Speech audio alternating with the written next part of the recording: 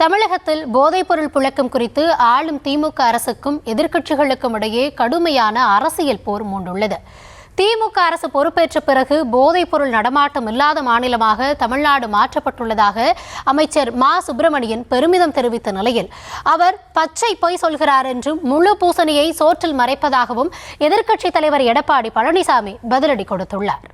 திரு எடப்பாடி பழனிசாமி அவர்கள் முதலமைச்சராக இருந்தபோதுதான் இந்த போதைப் பொருட்களான அந்த குட்கா, பான் மசாலா போன்ற பொருட்கள் பெரிய அளவில் நடமாட்டம் இருக்கிறது, இதை தடுக்க வேண்டும் என்று சட்டமன்றத்தில் மாண்புமிகு தமிழ்நாட்டின் இன்றைய முதல்வர் அவர்கள் எதிர்க்கட்சித் தலைவராக இருந்தப்போ சொன்னார். அதெல்லாம் ஒன்றும் இல்லைன்னாங்க. அடுத்த நாளே 21 சட்டமன்ற உறுப்பினர்கள் அந்த பான் பராக்கு குட்காவெல்லாம் எடுத்துட்டு போயிட்டு சட்டமன்றத்திலேயே காட்டினாங்க. அப்ப உண்மையிலேயே மக்கள் பேர்ல அக்கறை இருக்கிற முதலமைச்சராக இருந்திருந்தா எடப்பாடி பழனிசாமி என்ன சொல்லிருக்கணும்னா, என்ன பண்ணிருக்கணும்னா, இது எங்க கிடைச்சது காட்டுங்க, அந்த கடையில நான் நடவடிக்கை எடுக்கிறேன்னு சொல்லி பண்ணிருக்கணும். மாறா இந்த 21 பேரோட சட்டமன்ற உறுப்பினர் பொறுப்பை எடுங்கன்னு சொல்லி சபாநாயகருக்கு சொல்லி அதுக்கான நடவடிக்கைகள் ஈடுபட்டாங்க. அவங்க இன்னைக்கு போதைப் பொருளை பத்தி பேசுறதுதான் வெந்தையா இருக்கு. இந்த அரசு பொறுப்பேற்றதற்கு பிறகு மிகப்பெரிய அளவில் அதை கட்டுப்படுத்தி அதை போதைப் பொருள் நடமாட்டம் இல்லாத மாநிலமா ஆக்கியிருக்கிறாங்க. குறிப்பா இந்த பான்பராக்கு இந்த இதெல்லாம் தமிழ்நாட்டில் மட்டும்தான் நம்ம கட்டுப்படுத்தி இதுக்கு தடை வச்சிருக்கோம். கர்நாடகாவில் அது வெளிப்படையா விற்கிறாங்க. இப்ப அங்கிருந்து வரும்போது அதோட பார்டர் எல்லாம் தீவிரமா செக் பண்ணி பண்றாங்க. இப்ப கஞ்சாவை பொறுத்த வரைக்கும் 0% கல்டிவேஷனுங்கிற மாதிரி ஒட்டுமொத்தமா தமிழ்நாட்டில் எங்கேயும் இல்லாத நிலை இருக்கு. யாருக்காவது இப்போ இந்த குற்றச்சாட்டு சொல்லுகிற எதிர்க்கட்சி தலைவர்கள் அல்லது எதிர்க்கட்சியை சேர்ந்தவர்கள் எங்கேயாவது விற்குதுங்கிறத தகவல் சொன்னாங்கன்னா அரசு நிச்சயமா அவருடைய பெயர்களை மறைத்து ரகசியமாக பாதுகாத்து நடவடிக்கை எடுப்போம். பொதுவா இப்ப இந்த விழிப்புணர்வை பொறுத்த வரைக்கும் மாண்புமிகு தமிழ்நாட்டின் முதலமைச்சர்கள் தொடர்ச்சியா ஒவ்வொரு வருஷமாவும் கல்லூரி மற்றும் அரசு உயர்நிலை பள்ளிகளில் ஒரு விழிப்புணர்வு உறுதிமொழியை எடுத்து கிண்ண சாதனையாவே பண்ணின்னு வராங்க வருஷம். அதனால பெரிய அளவில் குறைந்திருக்கிறது. இதை மறைத்துவிட்டு ஏதோ இந்த ஆட்சியில் போதை வளர்ந்திருக்கிறது என்கின்ற வகையிலான குற்றச்சாட்டுகள் என்பது உண்மையற்ற ஒன்று. சுகாதாரத்துறை மந்திரி, மக்கள் நல்வாழ்வுத்துறை மந்திரி ஒரு செய்தி வெளியிட்டிருக்கார். தமிழ்நாட்டில் கஞ்சா எதுவுமே இல்லையா, தமிழ்நாட்டில் கஞ்சா எதுவுமே இல்லையா, பச்சை பொய், முழு பூசணிக்காய சோற்றுல மறைக்கிறார். மக்கள் நல்வாழ்வுத்துறை அமைச்சர் அவர்களே, உங்களுக்கு தெரிஞ்சு பேசுறீங்களோ தெரியாத பேசுறீங்களோ எங்களுக்கு தெரியல.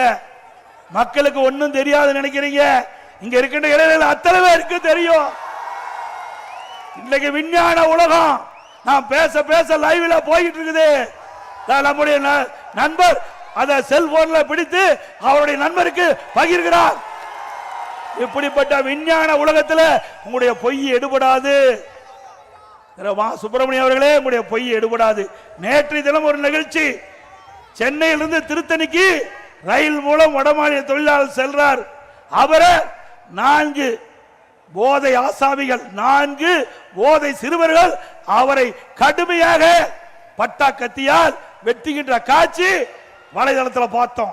நேற்றைக்கு நடந்த செய்தி, இன்றைக்கு இப்படி ஒரு செய்தியை வெளியிட்டிருக்கிறார் மா. சுப்பிரமணியம் அவர்கள். மக்கள் நல்வாழ்வுத்துறை அமைச்சருக்கு அவருடைய கவனத்திற்கு கொண்டு வரேன். இதே செய்தியே உங்களுடைய முதலமைச்சர் ஸ்டாலின் அவர்கள் காவல்துறை மானிய கோரிக்கையில 2022ஆம் ஆண்டு நான் என்று கருதுகிறேன். உங்களுடைய கொள்கை விளக்க குறிப்பில் பக்கம் 20ல முதல் பேரால சொல்றீங்க, தமிழகத்தில் பள்ளிக்கு அருகில கல்லூரிக்கு அருகில சுமார் 2348 கஞ்சா விற்பவர்கள் கண்டுபிடிக்கப்பட்டது.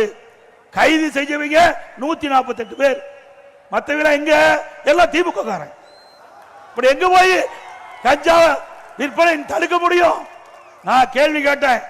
இந்த கொள்கை விளக்க குறிப்பை முதலமைச்சர் தானே தாக்கல் பண்ணீங்க? ஆமானாரு. இப்ப இதில் இருக்கிறதெல்லாம் உங்களுடைய செய்தி தானே? அது ஆமானாரு. நான் கேட்ட கேள்வி, நான் கேட்கிறேன், இந்த கேள்விக்கு பதில் சொல்லணும். நான் ஏற்கனவே சொன்ன மாதிரி கேள்வி கேட்டேன், பதிலே இல்ல. அதுக்கு பிறகு ஒரு டிஜிபி வந்தார், திரு சைலேந்திர பாபு டிஜிபி வந்தார். அவர் ஒரு அறிக்கை விட்டார், இந்த கஞ்சாவை ஒழிப்பதற்கு 2.0, 3.0, 4.0 போட்டா ரிட்டர் ஆகி போயிட்டார். உண்மைதானே? ஆக இப்படி கஞ்சாவை ஒழிக்கிறேன், கஞ்சாவை ஒழிக்கிறேன் என்று தினந்தோறும் பல கிலோ உள்ள கஞ்சாவை இன்றைக்கு காவல்துறை கண்டுபிடித்துக் கொண்டிருக்கிறது. அதை தடுக்க திராணியற்ற இன்றைக்கு தெம்பில்லாத ஒரு முதலமைச்சர் இன்றைய முதலமைச்சர் ஸ்டாலின். உங்களால கட்டுப்படுத்த முடியுதா? இந்த கஞ்சா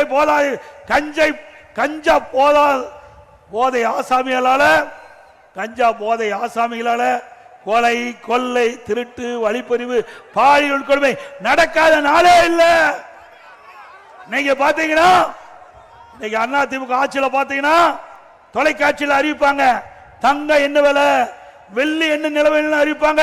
இப்ப கொலை நிலவரம் என்ன அதுதான் டிவியில வருது. இப்படிப்பட்ட வெக்கங்கெட்ட ஆட்சி திமுக ஆட்சி. இதுல ஏதோ பெருமையா பேசுறார் முதலமைச்சர்.